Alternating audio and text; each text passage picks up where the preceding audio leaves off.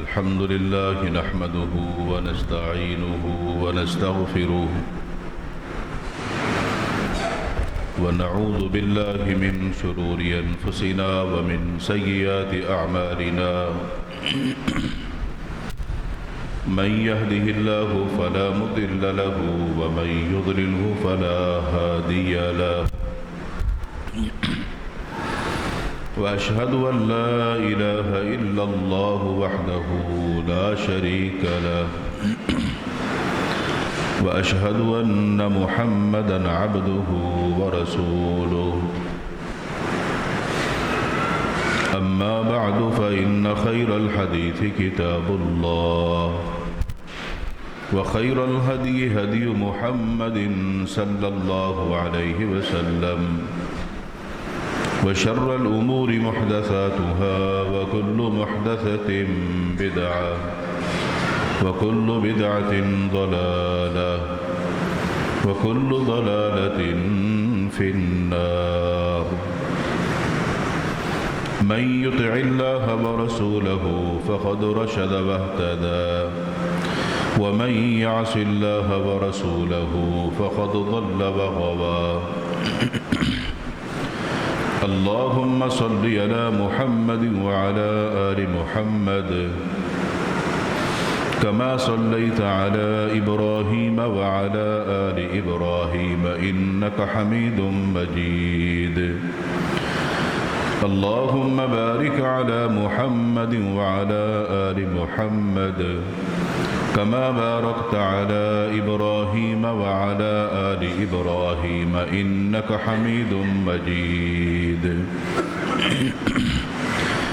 رب اشرح لي صدري ويسر لي أمري واحلل عقدة من لساني يفقه قولي رب زدني علما سبحانك لا علم لنا إلا ما علمتنا إنك أنت العليم الحكيم أعوذ بالله السميع العليم من الشيطان الرجيم من همزه ونفخه ونفثه بسم الله الرحمن الرحيم وما يؤمن أكثرهم بالله إلا وهم مشركون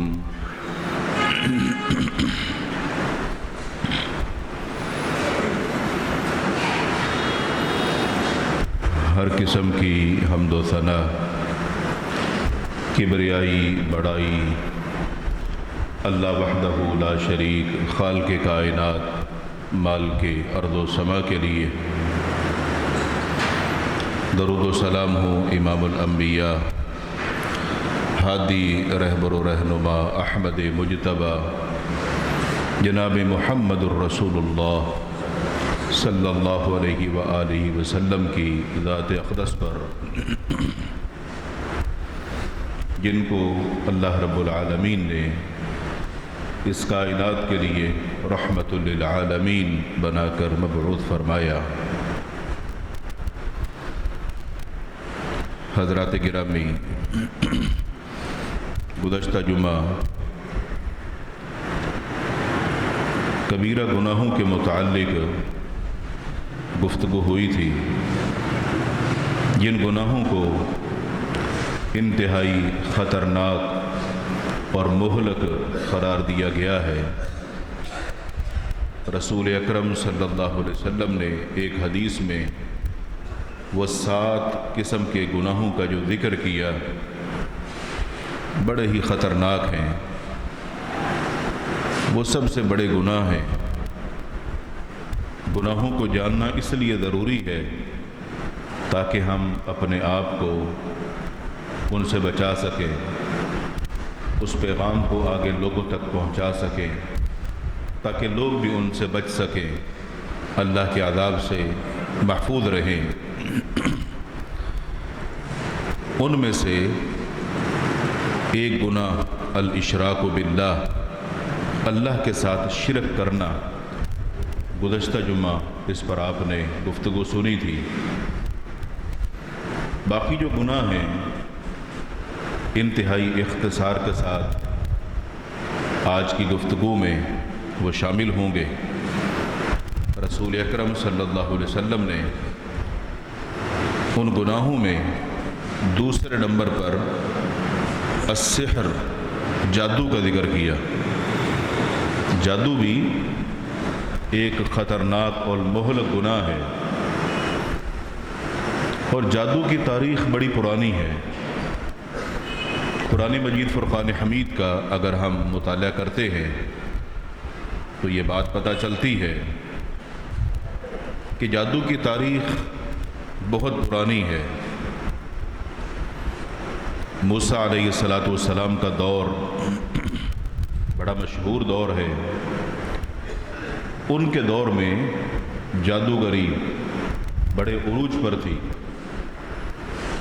اسی طرح سلیمان علیہ السلام کا جو دور ہے اس کے اندر بھی جادو عروج پر تھا، اور یہ سلسلہ ہر دور میں چلتا رہا۔ اللہ کے رسول صلی اللہ علیہ وسلم کے دور میں بھی ایسے لوگ موجود تھے۔ اس لیے شریعت نے اس کا سد باب کرنے کے لیے اس کی حد مقرر کی ہے، اس کو بہت بڑا گناہ قرار دیا ہے، اس کی مذمت کی ہے۔ موجودہ معاشرے میں بہت سارے ایسے لوگ موجود ہیں جن کا ایمان بڑا کمزور ہے، عقیدہ بڑا کمزور ہے، ایک دوسرے کے ساتھ مقابلہ کرنے کے لیے ایسے عملیات کرواتے ہیں جس سے وہ سمجھتے ہیں کہ ہم کامیاب ہو جائیں گے، دوسرا بندہ ناکام ہو جائے گا۔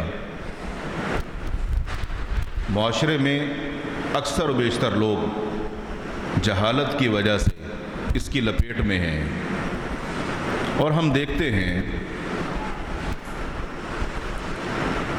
کسی بھی رشتہ دار کے ساتھ اگر کوئی لڑائی جھگڑا ہو جائے تو لوگ اس کے دشمن بن جاتے ہیں، اور یہ دشمنیاں اسی طرح نکالی جاتی ہیں، اور کئی سارے خاندان رشتوں کی وجہ سے اس جادو کی لپیٹ میں ہیں۔ ایک نے رشتہ مانگا، اس نے نامناسب سمجھا، انکار کر دیا، اب یہ اس سے بدلہ اور انتقام لینے کے لیے ایسے عملیات کرواتے ہیں کہ ان کے دل کو تسکین ملے، اور سمجھتے ہیں کہ ہمیں سکون ملے گا تو دوسرا برباد ہو جائے گا، جبکہ یہ خود اپنے ہاتھوں خود اپنی بربادی کی طرف جا رہے ہوتے ہیں۔ اسی طرح ہم دیکھتے ہیں کاروباری صورتحال کے اندر بھی، مارکیٹوں میں لوگوں نے اپنی دکانوں پر کئی ساری ایسی چیزیں لگائی ہوتی ہیں، لٹکائی ہوتی ہیں، چسپاکی ہوتی ہیں کہ ہم اپنے آپ کو ان جادوئی عملیات سے بچا سکیں، محفوظ کر سکیں، ہم پر کوئی وار نہ کر سکے۔ گویا کہ معاشرے میں ہر دوسرا بندہ اس پریشانی کے اندر مبتلا ہے۔ رسول اکرم صلی اللہ علیہ وسلم نے متعدد احادیث میں امت کو آگاہ کیا۔ ایک حدیث میں آپ نے ارشاد فرمایا کہ ان العیافۃ والطرق والطیرۃ من الجبت، لوگوں یہ بات یاد رکھنا کہ فال لینا یہ پرندوں کو اڑا کر ان سے فال لی جاتی ہے۔ دائیں طرف گیا اچھا کام ہوگا، بائیں طرف گیا تو کام صحیح نہیں ہے۔ زمین کے اوپر خطوط کھینچتے ہیں، اس سے حساب لگاتے ہیں، جس کو علم رمل کہا جاتا ہے، اور اسی طرح کسی چیز کو دیکھ کر اس سے بدفعلی، بدشگونی لی جاتی ہے۔ آپ نے فرمایا کہ یہ سارے کے سارے کام جادو کی اقسام میں سے ہیں، ان سے اپنے آپ کو بچانا ہے تاکہ ہم ان کے قریب ہی نہ جائیں کہ ہمارا عقیدہ کمزور ہو جائے۔ اس لیے کسی انسان کے مقدر میں اگر اچھائی لکھی ہے وہ اللہ نے لکھی ہے، اس کو مل کے رہے گی، اور اگر کسی کے مقدر میں لکھا ہے کہ اس بندے کا نقصان ہوگا، اس بندے کا وہ نقصان ہوگا، وہ اس نقصان کی طرف جائے گا۔ مگر شریعت نے ہمیں محتاط رہنے کا حکم دیا۔ اللہ تعالیٰ نے بندوں کو پابند نہیں کیا۔ اللہ تعالیٰ کو پہلے سے ہی علم تھا کہ یہ میرا بندہ جب اس کو میں پیدا کروں گا، یہ دنیا میں جائے گا، کیا کرے گا، زندگی کیسی گزارے گا، اللہ کو سب علم تھا۔ رسول اکرم صلی اللہ علیہ وسلم نے ان احادیث کے ذریعے سے امت کو تنبیہ کر دی۔ اب جو بندہ ان سے بچے گا، اپنے عقیدے کو، ایمان کو سلامت دیکھنا چاہتا ہے تو ان سے وہ دور رہے گا۔ ایک حدیث میں آپ نے فرمایا کہ جس شخص نے گرہ باندھی، دھاگے پر گرہ باندھی جاتی ہے اور پھر پڑھ کر اس میں کچھ پھونک ماری جاتی ہے، آپ نے فرمایا کہ ایسا کرنے والا بندہ بھی جادو ہی کا عمل کر رہا ہے۔ شریعت میں اس طرح کرنے کی بھی اجازت نہیں ہے کہ آپ دھاگے لے کر ان پر گرہ باندھو، ان پر پھونکے مارو اور پھر وہ کسی کو باندھ دو یا پہنا دو یا کسی کی گردن میں ڈال دو۔ آپ نے فرمایا جس نے بھی ایسا کیا وہ شرک کا مرتکب ہوا، اس نے یہ شرک کیا۔ کیسے؟ جس بندے نے ایسا کیا اس کا عقیدہ کیا ہوگا کہ یہ دھاگا میں نے باندھا ہوا ہے تو میں ٹھیک ہوں، اگر میں نے اتار دیا تو میں دوبارہ بیمار ہو جاؤں گا۔ تو گویا اس بندے کا صحت کا عقیدہ اللہ پر نہیں ہے، اب اس دھاگے پر ہے کہ اگر میں نے اتار دیا تو میں بیمار ہو جاؤں گا، میں نے پہن لیا تو میں ٹھیک رہوں گا۔ حالانکہ یہ عقیدہ بندے کا اللہ پر ہونا چاہیے کہ جب تک میرا رب مجھے صحت دے گا میں صحت مند رہوں گا، اگر اس نے میرے حق میں کوئی بیماری رکھی ہے تو میں بیمار ہوں گا، مگر جب میں بیمار بھی ہوں گا تو میں اس سے صحت طلب کروں گا، شفا اللہ تعالیٰ کے پاس ہے۔ اگر یہ عقیدہ ہے تو یہ صحیح العقیدہ شخص کا عقیدہ ہونا چاہیے۔ جس کا عقیدہ دھاگوں پر ہوگا وہ توحید سے نکل کر شرک کی طرف چلا جائے گا۔ ایک حدیث میں آپ نے فرمایا جو کسی نجومی کے پاس جائے یا کسی کاہن کے پاس جائے اور اس کی باتوں کو سن کر اس کی تصدیق کرے تو وہ یقین کر لے کہ اس نے اس دین کا انکار کر دیا، اس دین کا کفر کر دیا جو دین اللہ تعالیٰ نے محمد الرسول اللہ صلی اللہ علیہ وسلم پر نازل کیا۔ آج کل بہت سارے لوگ ان چیزوں پر نظر ڈالتے ہیں اور دیکھتے ہیں۔ ابھی جیسے یہ 2022 چل رہا ہے، ابھی رسالے اور میگزین آ رہے ہیں کہ 2023 کیسا رہے گا، کون کیا کرے گا، کس کی سیاست ہوگی، کس کو حکومت ملے گی، کون ملک میں رہے گا، کون بھاگ جائے گا۔ اب 2023 میں کیا ہوگا؟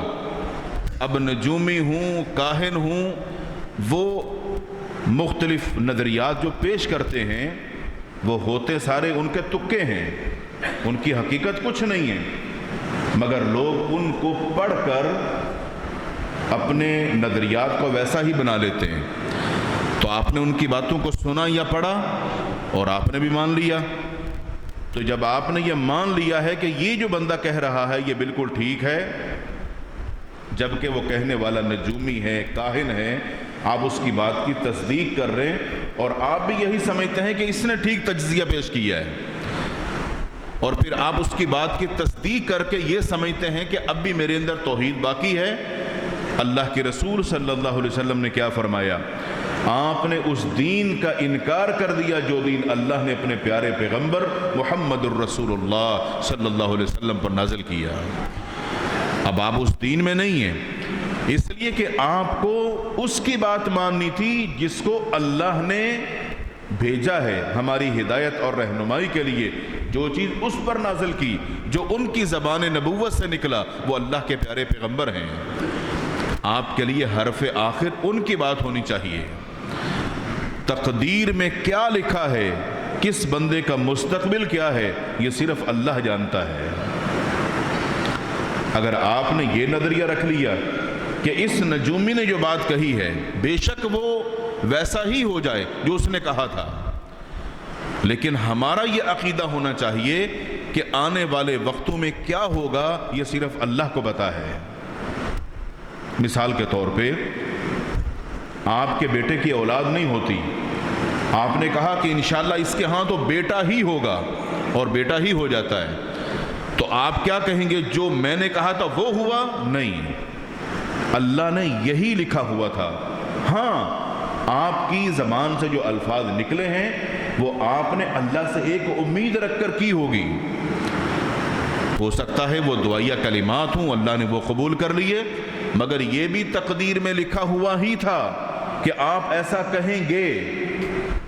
ہمارا عقیدہ کیا ہونا چاہیے کہ اللہ نے جس کے مقدر میں جو لکھا ہے ویسا ہی ہوگا، کسی انسان کے کہنے سے کسی کا مقدر بدلتا نہیں ہے۔ تو یہ نجومی، یہ کاہن، یہ جادوگر، یہ جتنے بھی لوگ ہیں، یہ اپنے دین کی جو حدود ہیں اس سے باہر نکل چکے ہیں۔ شریعت مطہرہ کی بتائی ہوئی جو تعلیمات ہیں یہ ان کو نہیں جانتے، ورنہ یہ اس کفر کی طرف نہ جاتے جس سے شریعت نے روکا اور منع کیا۔ موجودہ دور میں بہت سارے لوگ بیماری کی وجہ سے اپنے آپ کو، بیوی بچوں کو ایسے لوگوں کے پاس لے جاتے ہیں کہ جن کا طریقہ علاج شریعت کے طریقے کے مطابق نہیں ہوتا۔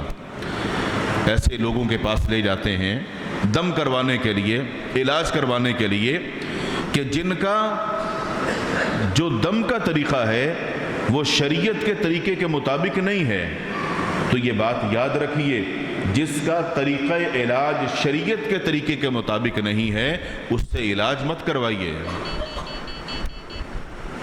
رسول اکرم صلی اللہ علیہ وسلم نے ایسے بندے کے لیے جس پر جادو یا اس کے اثرات ہوں، اس کے لیے جو دعائیں یا قرآنی آیات بتلائی ہیں اس کے لیے علاج وہی ہے۔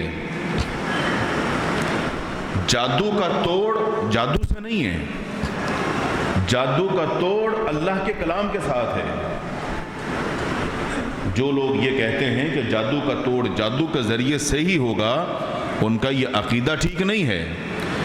جادو کا توڑ اللہ کے کلام کے ذریعے سے ہے۔ اللہ کے کلام میں وہ طاقت ہے جو طاقت جادو کے پاس بھی نہیں ہے۔ اگر اللہ کے کلام سے جادو ختم ہو گیا تو طاقتور کون ہے، جادو یا اللہ کا کلام؟ اب آئیے قرآن مجید سے آپ کو ایک مثال سمجھاتا ہوں۔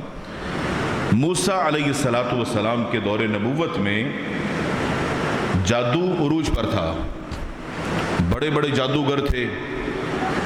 موسیٰ علیہ السلام کے مد مقابل جتنے بھی لوگ تھے وہ اس دور کے بڑے بڑے جادوگر تھے۔ اور فرعون نے کیا کیا؟ ایک مقابلہ کروانے کا سوچا کہ ٹھیک ہے آج مقابلہ ہو جائے۔ موسیٰ علیہ السلام سے کہہ دیا کہ ٹھیک ہے تم بھی آ جاؤ اور میرے جو جادوگر ہیں وہ بھی آئیں گے، کھلے میدان کے اندر مقابلہ ہوگا، وہاں دیکھیں گے کون جیتتا ہے۔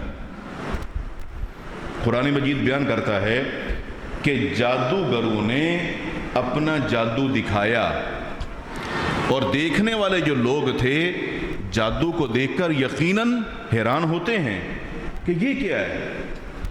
تو کیا ان جادوگروں کا مقابلہ کرنے کے لیے موسیٰ علیہ السلام نے بھی جادو کا سہارا لیا؟ موسیٰ علیہ السلام تو اللہ کے پیغمبر تھے نا، انہوں نے جادوگروں کا مقابلہ کس چیز سے کیا؟ اللہ کی طرف سے آنے والا ایک معجزہ جو ان کے ہاتھوں سے رونما ہوا، مگر اس کے پیچھے قدرت کون سی تھی؟ اللہ تعالیٰ کی۔ جادو کا مقابلہ جادو سے نہیں ہے۔ موسیٰ علیہ السلام کے پاس ایک لاٹھی تھی، اللہ نے حکم دیا کہ اس کو عام میدان میں پھینکیے، انہوں نے میدان میں پھینک دیا، لاٹھی کو پھینک دیا۔ اللہ نے اس لاٹھی کو تبدیل کر دیا ایک سانپ یا اژدہے کی شکل میں، اور جادوگروں نے اس میدان میں جو کچھ پھینکا ہوا تھا، جو کچھ نظر آ رہا تھا، وہ لاٹھی جو پھینکی گئی وہ ایک اژدہا بن گئی، اور جو کچھ میدان میں تھا سب کچھ ہڑپ کر لیا، سب کچھ ختم۔ اللہ کی طرف سے موسیٰ علیہ السلام کو جو معجزہ دیا گیا، اس معجزے کے غالب آنے کا وقت تھا اور جادو ختم ہو گیا، اور اللہ تعالیٰ کی جو طاقت تھی وہ لوگوں نے دیکھ لی کہ موسیٰ تو اللہ کے پیغمبر ہیں۔ جو جادوگر تھے وہ سمجھ گئے کہ اس بندے نے جو کیا ہے یہ جادو نہیں ہے، کیونکہ جس بندے کی فیلڈ ہوتی ہے وہ اس کو سمجھتا ہے۔ جادوگر سمجھ گئے کہ یہ جادو نہیں ہے، جادو وہ جو ہم نے کیا ہے۔ قرآن کہتا ہے کہ جادوگر وہیں پر ایمان کے لیے تیار ہو گئے اور کہنے لگے آمنا برب العالمین رب موسیٰ و ہارون، ہم کائنات کے رب پر ایمان لاتے ہیں جو موسیٰ اور ہارون کا رب ہے۔ تو موسیٰ علیہ السلام کو اللہ نے کامیاب کیا، ان جادوگروں کا مقابلہ انہوں نے کیا، مگر ان کے پاس جو طاقت تھی وہ اللہ کی دی ہوئی طاقت تھی، وہ ایک معجزہ تھا۔ موسیٰ علیہ السلام کا جو معجزہ تھا وہ صرف ان کے دور تک تھا، جب تک موسیٰ علیہ السلام زندہ تھے۔ یہ قرآن مجید بھی ایک معجزہ ہے، یہ قرآن مجید بھی ایک معجزہ ہے۔ یہ قرآن مجید معجزہ صرف اللہ کے پیغمبر جب تک زندہ تھے جب تک نہیں، یہ قرآن مجید معجزہ ہے قیامت تک کے لیے۔ اس معجزے کے اندر، اس کلام کے اندر اللہ نے وہ طاقت اور قدرت رکھی ہے، ہر دور کے جو بھی جادوگر ہیں اس کلام کے ذریعے سے آپ ان کو مات دے سکتے ہیں، ان کا مقابلہ کر سکتے ہیں۔ اس کے لیے ضروری ہے کہ آپ کا ایمان اور یقین اللہ کے اس کلام پر ہونا چاہیے جو اللہ کی طرف سے ایک معجزہ ہے، یہ قیامت تک کے لیے معجزہ ہے۔ موجودہ دور میں ایسے اپنے بیماروں کو علاج کے لیے ایسے روحانی معالج کے پاس لے کے جائیے جن کا طریقہ علاج قرآن و حدیث کے بالکل عین مطابق ہو، تاکہ وہ شفا یاب ہو جائیں۔ اللہ کے کلام میں شفا ہے، اور جب آپ صحیح علاج کروائیں گے تو آپ کا مریض بالکل انشاءاللہ ٹھیک ہو جائے گا۔ موجودہ معاشرے میں لوگ ایک دوسرے سے جلتے ہیں، حسد کرتے ہیں، اس حسد کی وجہ سے، جلنے کی وجہ سے اکثر و بیشتر لوگ ایک دوسرے پر جادوئی وار کرواتے ہیں تاکہ ہم کامیاب ہو جائیں اور وہ ناکام ہو جائے۔ لیکن یہ بات یاد رکھیں کہ ایسا کرنے والا بندہ اللہ کے ہاں بہت بڑا مجرم قرار پائے گا۔ جو ایسے کام کرے گا، ایسی حرکتیں کرے گا، جادوگروں کے پاس جائے گا، نجومیوں کے پاس جائے گا، کاہنوں کے پاس جائے گا۔ ہمارے ملک کی تو پوری دیوانیں لوگوں نے لکھ لکھ کے کالی کر دی ہیں، اور سارے بنگال کے جتنے جادوگر ہیں جیسے انہوں نے اپنا جال بچھایا ہے۔ کیا قوم کو تاثر دیا جا رہا ہے، اللہ کے دین سے کتنا دور کیا جا رہا ہے، اور یہ نوجوان طبقہ، لڑکے لڑکیاں، یہ معصوم ان کے جال میں پھنستے ہیں اپنی محبت کو حاصل کرنے کے لیے، اور یہ نہیں جانتے کہ یہ ہمیں اپنے جال میں پھنسا کر ہم سے مال بھی لوٹیں گے اور ہماری عزتیں بھی لوٹیں گے۔ آئے دن کتنے سارے واقعات ہم دیکھتے، سنتے اور پڑھتے ہیں، لیکن ان سے سبق حاصل نہیں کرتے ہیں۔ یہ بات یاد رہے، ان چیزوں کی کوئی حقیقت نہیں۔ جن لوگوں نے یہ دیواریں کالی کی ہوئی ہیں ان کے دل بھی کالے ہیں، وہ دین سے دور ہیں، انہوں نے شریعت کی حدود کو پامال کر دیا ہے، اللہ کے ہاں وہ مجرم بن چکے ہیں۔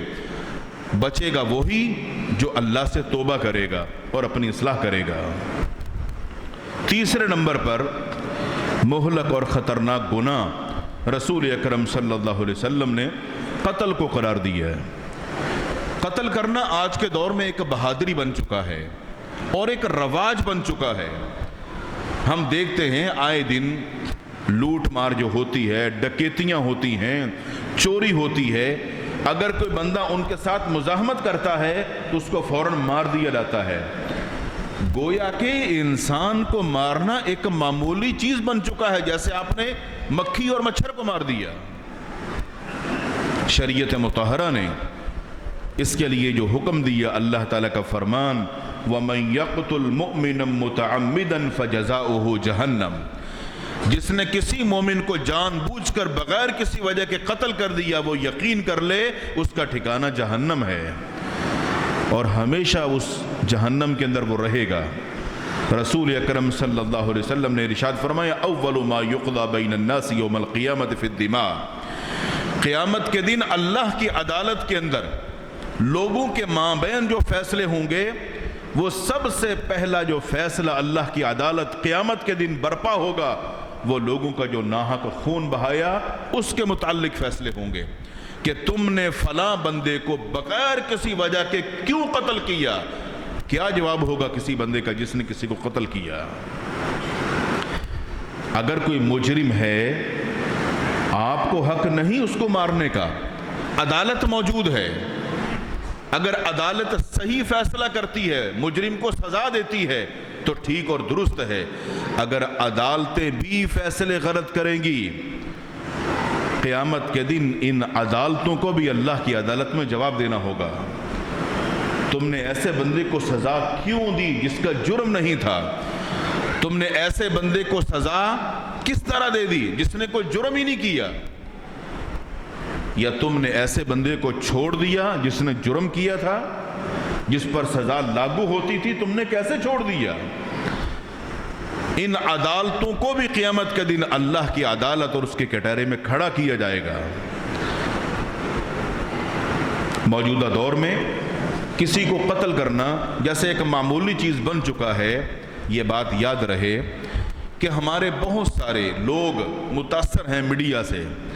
آج کل اس طرح کے جو پروگرام یا ڈرامے دکھائے جاتے ہیں جن سے لوگ متاثر ہوتے ہیں، ان کے اندر ایک پورا ایک نقشہ اور طریقہ انسان کے ذہن میں آتا ہے کہ ہاں ایسے کسی کو قتل کیا جا سکتا ہے، ایسے کسی کو مارا جا سکتا ہے۔ جب آپ اس نظر سے اس کو دیکھیں گے تو آپ جرائم کی طرف جائیں گے، اور جب لوگ قتل ہوتے ہیں تو پھر یاد رکھیے وہاں دشمنیاں پیدا ہوتی ہیں، خاندانوں کے خاندان تباہ ہو جاتے ہیں۔ رسول اکرم صلی اللہ علیہ وسلم نے اس کو کبیرہ گناہوں میں شمار کیا۔ چوتھے نمبر پر رسول اکرم صلی اللہ علیہ وسلم نے الربا کا ذکر کیا، سود کھانا۔ مہلک گناہوں میں سے، خطرناک گناہوں میں سے ایک سود ہے جس سے شریعت نے روکا اور منع کیا۔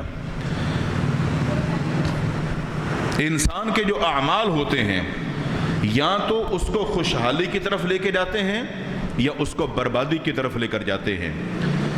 جس بندے کے معاملات میں سود کا عمل دخل شروع ہو گیا، اس بندے کی بربادی شروع ہو گئی۔ رسول اکرم صلی اللہ علیہ وسلم نے دور نبوت میں جن چیزوں سے روکنے کے لیے اعلانات کروائے تھے، ان میں سے ایک سود بھی تھا، جو عرب کے معاشرے کے اندر باقاعدہ رائج تھا۔ لوگ قرض دیتے تھے سود پر، جیسے آج بینک سود پر قرض دیتے ہیں، عرب کے معاشرے میں ایسا ہی تھا۔ عرب کا وہ معاشرہ سدھارنے کے لیے اللہ کے رسول صلی اللہ علیہ وسلم نے نئے قوانین بنائے۔ آج ہمارا ملک اسلامی تو بن چکا ہے، مگر جتنے بھی بینک ہیں سب قرضہ دیتے ہیں سود پر۔ ایک اسلامی ملک کے اندر سود کا کیا کام ہے؟ اسلام جہاں آتا ہے وہ جہالت کے جو رواج ہیں ان کو ختم کرتا ہے۔ یہ جہالت کے اندر ایک رواج تھا سود کا، اللہ کے پیغمبر صلی اللہ علیہ وسلم نے ختم کیا، اور آج ہم دوبارہ سے اس کو فروغ دے رہے ہیں۔ یہ بات یاد رہے، رسول اکرم صلی اللہ علیہ وسلم نے ایک حدیث میں ارشاد فرمایا، کوئی شخص کتنا ہی سود لے لے اس کا انجام آخر کار قلت و خسارہ ہی ہے۔ سود لینے والا بندہ یہ سمجھتا ہے کہ میں نے 1,00,000 روپیہ اس کو قرض دیا تھا، مگر یہ مجھے واپس کرے گا 1,10,000 یا 1,20,000، تو میرے پاس 10 یا 20 زیادہ آئے، یہ سمجھتا ہے زیادہ آئے، مگر حقیقت یہ ہے کہ یہ بندہ اور خسارے کی طرف جا رہا ہے اور بربادی کی طرف جا رہا ہے جو اس کو نظر نہیں آ رہا۔ اگر ہمارا یقین ہے اللہ کے رسول صلی اللہ علیہ وسلم کے پیارے فرامین پر، تو پھر ہمیں اپنی اصلاح کرنی ہوگی، اپنے آپ کو بربادی کے راستے سے روکنا ہوگا۔ رسول اکرم صلی اللہ علیہ وسلم نے ایک حدیث میں ارشاد فرمایا، لعن رسول اللہ صلی اللہ علیہ وسلم آکل الربا وموکلہ وکاتبہ وشاہدیہ قالہم سوا۔ آپ نے فرمایا کہ سود کھانے والا، کھلانے والا، اس کو لکھنے والا، گواہی دینے والا، یہ سب کے سب گناہ میں برابر ہیں، اور ان سب پر آپ صلی اللہ علیہ وسلم نے لعنت فرمائی۔ اب بتائیے کتنے سارے لوگ اس ایک کام کے اندر شامل اور شریک ہیں۔ موجودہ دور میں بہت ساری کمیٹیاں چلتی ہیں، کمیٹیاں جن کو لکی کمیٹی بھی کہا جاتا ہے، اس طرح اسکیمیں چلتی ہیں، لکی اسکیمیں ہوتی ہیں، ان سب کا انحصار سود پر ہوتا ہے، اور معاشرے میں لوگ ان کو نہ سمجھتے ہوئے ان کے اندر ملوث ہیں، اور اللہ کے رسول صلی اللہ علیہ وسلم نے سود کے ساتھ جتنے بھی لوگ کسی بھی طریقے سے جڑے ہوئے ہیں ان پر لعنت فرمائی۔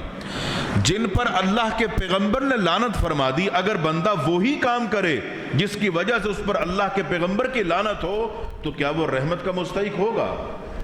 اس کے کام تو وہ ہیں جس کی وجہ سے اس پر لعنت برس رہی ہے، اور یہ امید رکھے ہوئے ہیں کہ مجھ پر رحمت آئے گی۔ اللہ کے پیغمبر صلی اللہ علیہ وسلم نے ایک حدیث میں ارشاد فرمایا کہ یأتی علی الناس زمان لا یبالی المرء ما اخذ من الحلال ام من الحرام۔ میری امت کے لوگوں پر ایسا وقت بھی آئے گا، ایسا دور بھی آئے گا، ایسا زمانہ بھی آئے گا کہ کسی بندے کو اپنے مال میں یہ تمیز اور فرق نہیں ہوگا کہ یہ حلال ہے یا حرام ہے۔ مال آ رہا ہوگا، حلال بھی حرام بھی سارا مکس ہوگا، مگر یہ تمیز نہیں کر سکے گا، فرق نہیں کر سکے گا۔ اور موجودہ دور میں کاروباری صورتحال کے اندر ہم یہی دیکھ رہے ہیں، لوگوں کے ساتھ لین دین، معاملات سودی بغیر سودی سارے جڑے ہوئے، اور ہم ان کو بالکل بھی حرام نہیں سمجھتے کہ یار یہ بھی کوئی گناہ ہے، یہ بھی حرام ہے، نہیں، ہم سمجھتے ہیں یہ ہماری محنت ہے، پیسہ پیسے کو کما کے لاتا ہے، تو کما کے لاتا ہے تو صحیح کمانا چاہیے، حلال کمانا چاہیے، حرام سے بچنا چاہیے۔ قرآن مجید میں اللہ تعالیٰ نے سورۃ البقرہ میں اپنے بندوں کو خطاب کیا، یا ایھا الذین آمنوا اتقوا اللہ وذروا ما بقی من الربا ان کنتم مؤمنین فإن لم تفعلوا فأذنوا بحرب من اللہ ورسولہ۔ ایمان والو، اللہ سے ڈر جاؤ، یہ حکم تم نے سن لیا کہ سود حرام ہے، اب جو کچھ اس سے پہلے کر چکے ہو اس سود کو وہیں پر چھوڑ دو، جو تمہاری اصل رقم ہے وہ تم لے سکتے ہو، اوپر کا سود چھوڑ دو، اس لیے کہ یہ ہمارا حکم تم تک پہنچ چکا ہے، تمہیں اللہ سے ڈرنا چاہیے، اصل رقم تم لے سکتے ہو، وہ تمہارا حق ہے، باقی جو اوپر کا سود ہے اس کو چھوڑ دو۔ ان کنتم مؤمنین، اگر تمہارے اندر ایمان ہے، فَإِن لَمْ تَفْعَلُوا، اگر تم نے ہماری بات کو نہ مانا، جو ہم نے کہا ایسا نہ کیا، تو پھر یاد رکھنا فَأْذَنُوا بِحَرْبٍ مِّنَ اللَّهِ وَرَسُولِهِ، پھر تمہارا یہ کام اعلان جنگ ہوگا اللہ اور اس کے رسول کے خلاف۔ سود لینے والا، سود دینے والا، سود کھانے والا، اس کو لکھنے والا، گواہی دینے والا، ہر بندہ اس کے اندر شامل ہے کہ وہ اللہ اور اس کے رسول صلی اللہ علیہ وسلم کے خلاف اعلان جنگ کر رہا ہے۔ تو کون جیتے گا یہ جنگ اللہ اور اس کے رسول کے خلاف؟ موجودہ معاشرے میں ہیلے بہانے بہت ہیں ہمارے پاس، اپنے آپ کو مطمئن کرنے کے لیے بہت باتیں ہیں ہمارے پاس کہ یہ سود نہیں ہے، یہ ایسا نہیں ہے، یہ فلانی اسکیم ہے۔ کیا آپ یہ سب باتیں اللہ کے حضور حاضر ہو کر اپنی صفائی میں پیش کر سکتے ہیں؟ پانچواں گناہ اللہ کے رسول صلی اللہ علیہ وسلم نے جو ذکر کیا، بے گناہ پاک دامن مومنہ عورتوں پر بدکاری کا الزام لگانا، جو کہ موجودہ معاشرے کے اندر بہت عام ہے۔ کسی کی ماں، بہن، بیٹی پر الزام لگا دینا کہ یہ ایسی ہے اور یہ ویسی ہے، لوگ اس کو معمولی سمجھتے ہیں۔ اپنی دل کی جو نفرت اور دشمنی ہے وہ نکالنے کے لیے کسی کی عزت کے ساتھ کھیلنا، کسی پاک دامن پر الزام لگا دینا، کیا یہ معمولی بات ہے؟ قرآن مجید فرقان حمید نے ایسے لوگوں کے لیے حکم دیا ہے کہ الزام لگانے والا بندہ اپنا لگایا ہوا الزام ثابت کرے گا اور اس کے لیے وہ 4 گواہ پیش کرے گا، اور وہ جو 4 گواہ پیش کرے گا وہ یہ گواہی دے گی کہ ہاں ہم نے اپنی آنکھوں سے دیکھا ہے اس کو اس گناہ کے اندر مبتلا ہوتے ہوئے، ہم نے خود دیکھا ہے۔ یہ 4 گواہ ہوں گے تو الزام لگانے والے کی بات کو مانا جائے گا،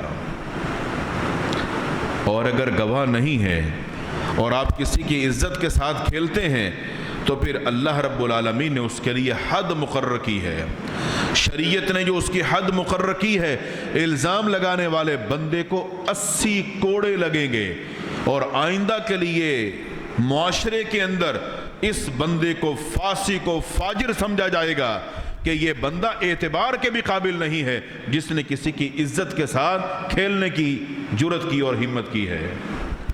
اور معاشرے میں لوگ اس چیز کو عام سمجھتے ہیں، کسی کو بدنام کرنے کے لیے، کسی کی ماں بہن بیٹی پر الزام لگانے کے لیے ہمارے پاس چند الفاظ ہیں۔ کیا ایسا کرنے والا بندہ گواہ پیش کر سکتا ہے عدالت کے اندر؟ کیسے کوئی کسی کی عزت کے ساتھ کھیل سکتا ہے؟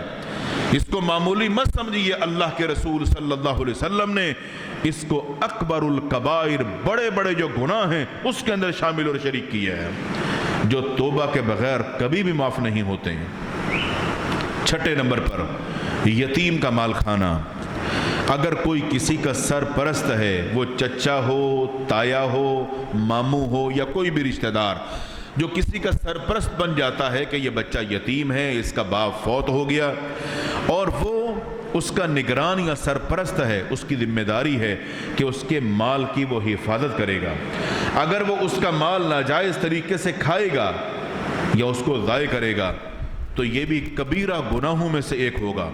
قرآن مجید نے اس کے متعلق ارشاد کیا، ان الذین یأکلون اموال الیتامی ظلما انما یأکلون فی بطونہم نارا۔